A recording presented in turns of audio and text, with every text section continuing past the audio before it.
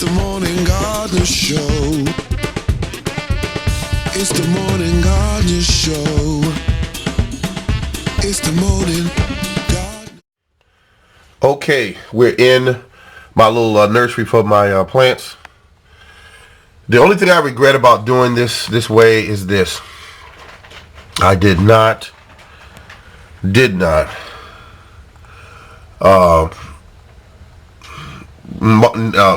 kind of put dates and the names of these plants on there. I just didn't do it. But all these seeds are seeds that half of them, I'll put it that way, half of these seeds that are in here is what I saved from other plants from the previous gardening year. This right here, these are tomato seeds. Let me tell you something, folks. Buy a tomato even from the grocery store. Some of those seeds will grow, especially if you go to like the farmer markets. You just squeeze the seeds out, use a tomato, dry the seeds, just sit them on a dish and let them dry. To put them in a little envelope. Don't even buy a pack to put them in. Just take an old bill or junk mail, put them in there, date, and put on their tomatoes, or if they're cherries or beef boys or whatever, you put that on there. And these are all seeds that are grown from, I call them free seeds. And I just want you to get down with the get down. This is how you do it.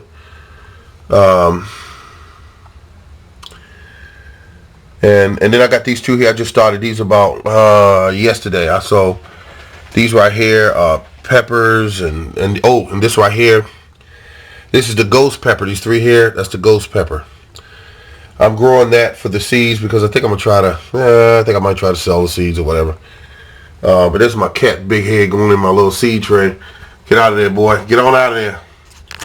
But so you got these over here didn't do well. These were started in the cold days.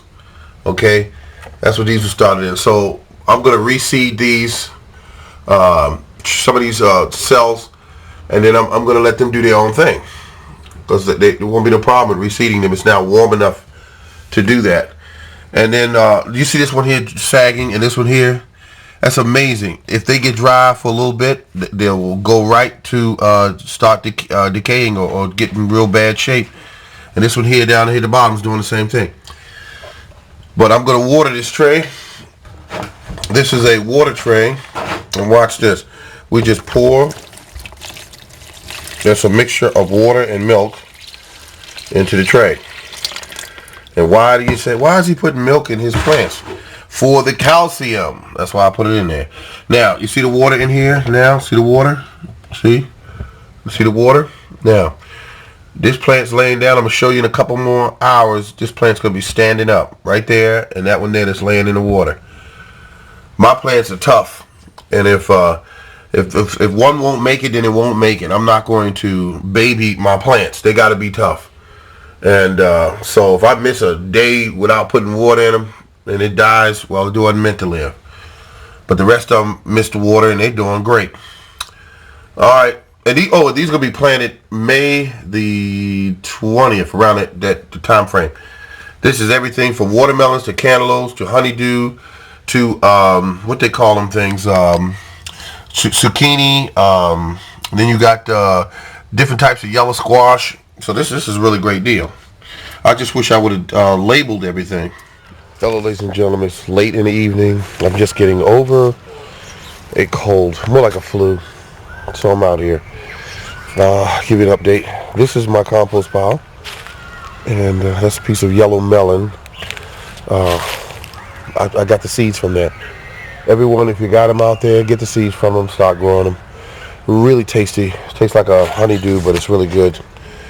And so the seeds are easy to take and let them dry out and you're all set. Okay, so we're over here. Now all of these plants I'm about to show you are receiving compost tea. See that there? That's an apple tree. That's a Fuji. And this right here is that's a Honey Crisp. And this is my old original Granny Smith. Look at it. Giving it dosages or servings of what they call it, Compost tea. And look at the compost tea. It just makes the plants look perfect. No problem with them at all. Look at that. The bright green. No blemishes or whatever. This is the blackberry bush here. This is still early in the season, but you can see it's been fed a good diet of the compost tea. This is the cutting I was telling you about in the fall. I just stuck it in the ground. It's a Thompson. You can see it's budding out, and it's doing real good. Let me give you a quick shot before these batteries die. This is another one of my cherry trees. Another cherry tree here. It's got buds on it. Feeding it compost tea, folks. Trust me. I'm not making any money on this. I'm just telling you. Look at these. Look at these. The first year, they're putting on blossoms.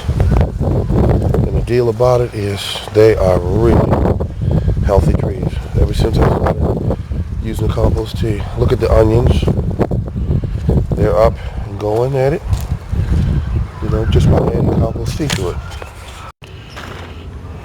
Okay, this is my large batch of compost tea, and it looks dark like coffee. See that? Got a big bag of composted materials right there in that bag, about 20 pounds. And this is a mixture. Let me tell you what it's got in it: bone meal, blood meal, organic fertilizer, molasses, tiny bit of beer, and this is no, I don't put the bubbler in there, because some people put that bubbler in there. I don't do all that. I'm not going through all that. I don't mind rushing it. I mean, not rushing it. I'll let it just brew slowly. This is going to brew for another day. I'll let it brew for about 4 days total. The first step you take is fill it up with water and allow the water to release all its chlorine before you start adding anything in it. A whole day, just sit in just water. Then you add the items in there. This is the best compost tea I've ever made.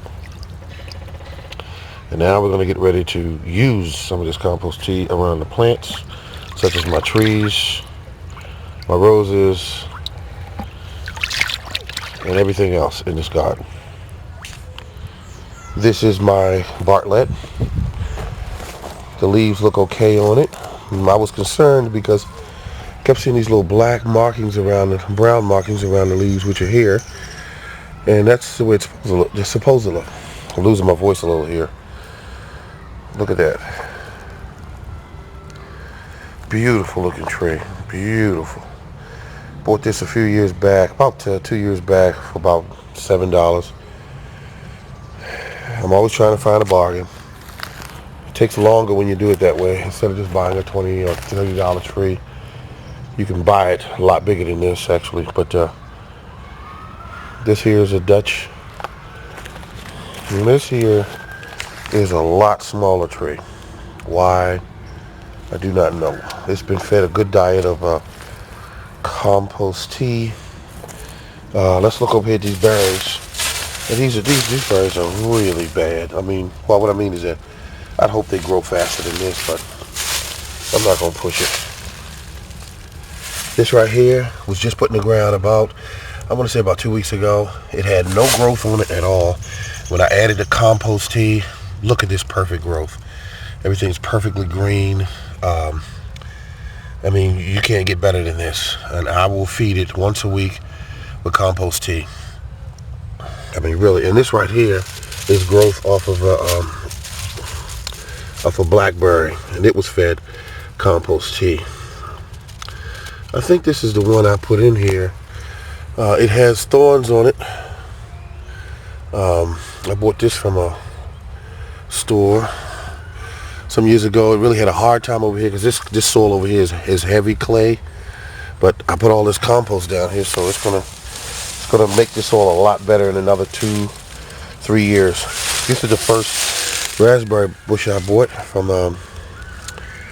Look how pretty the leaves are, because it was fed a good diet of compost tea. This one here is still budding out. It looks a little gray, well, brown, because it just hadn't budded out yet. And then the most important ingredient is something that I made here.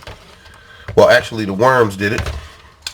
And it's this stuff right here. This is worm casting tea is what it is. It's what I want to call it, worm casting tea.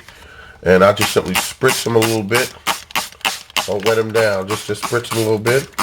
And that's one thing. They are really, this stuff is incredible. I mean, it makes plants big as I don't know what. And I'll spritz these a little bit. There you go. And that's it. All right. And you see that little bit of moisture on them right there? See a little bit of moisture? These plants love that concoction. Look at that. Look how green and perfect these plants are. No flaws nowhere on them. And these seeds were saved. So the seeds, these plants are going to produce even, let's put it like this, one plant, and there's about 4 in that container there. One plant will produce about 20 pounds of tomatoes. So, you know, let's put it this way. An average seed of a tomato costs approximately about 10 cents. If you look at the packs that you buy in the store, about 10 cents. And they can produce anywhere up to 20 pounds of tomatoes, just from one plant if you do everything correctly. Now, that means that seeds are one of the best investments that you can save or that you can use to produce food. And then save those seeds. You find plants that really do well in your garden, that really taste well, you save the seeds from some of those plants. Trust me. That's how you get it done. Then you label them, and please label those seeds and date them. So that way, if you got a really great tasting watermelon or a really great tasting honeydew or cantaloupe, you take those seeds and you take the seeds out and you label and date them, and you store them in a dry place that is good room temperature or cooler, and just hold on to the seeds until next year. It's the morning garden show. It's the morning garden show. It's the morning